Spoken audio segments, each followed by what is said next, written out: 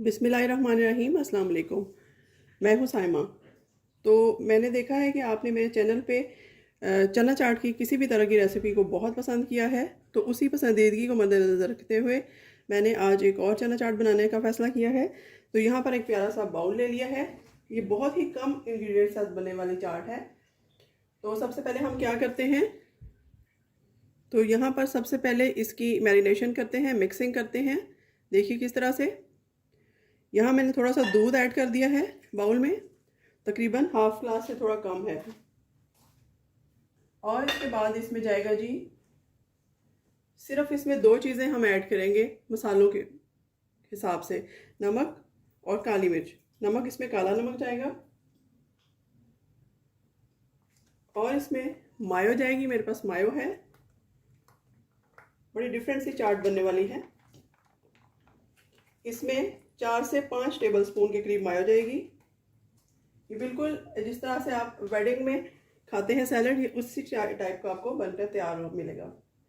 तो उसके बाद इसमें जाएगी केचप। ये मेरे पास केचप है, ये मैं डाल दूंगी। इसमें थोड़ी है, ऑलमोस्ट 4 टेबल स्पून ये वो डाल देती हूँ। इसको अच्छा सा एक मिक्स देते हैं। बस जी, इसमें यही मसाले जाएंगे और कोई चीज़ हम ऐड नहीं करेंगे। इसको अच्छा सा एक मिक्स देते हैं। आपने देखा कितना खूबसूरत सा एक कलर आ गया है इसमें, रेडिश। अगर दूध की ज़रूरत पड़े तो हम और भी ऐड कर सकते हैं, लेकिन आई होप नहीं पड़ेगी। तो यहाँ पर जी सबसे पहले मैं डालूँगी सफ़ेद चने, तकरीबन आधी प्याली मेरे पास है बॉयल। ये मेरे पास है राजमा या लाल लोबिया आप इसको कह सकते हैं, आधी प्याली ये जाएगा। इसको मिक्स करते हैं। ये देखिए, आपको अभी से ही वो वाली फीलिंग आ रही होगी इसको देख के, जिस तरह हम शादियों पे जाएं तो वो वाला सैलड जो हम खाते हैं अक्सर क्रीमी, वो मिलता है। अब जी इसमें ये कुछ वेजेस मैं ऐड करूंगी। आप देख सकते हैं मैंने टाइम की बचत के लिए काट करके रखी हुई थी।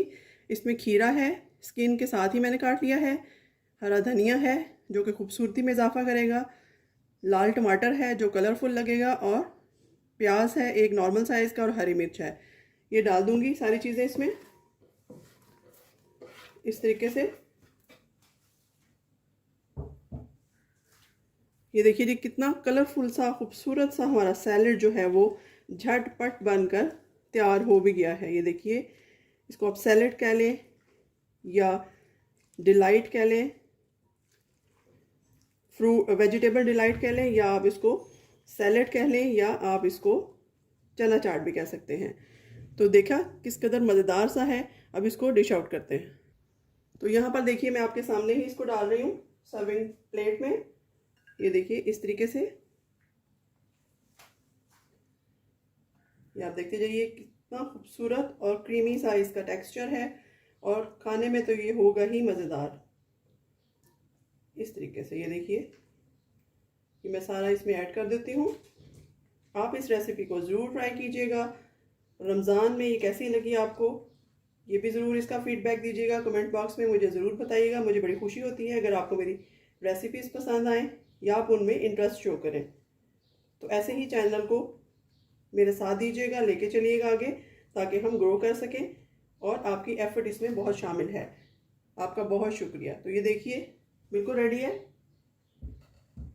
अब आप इसको किसी भी दावत में, किसी भी पार्टी में या अफ्तारी में भी सर्व कर सकते हैं।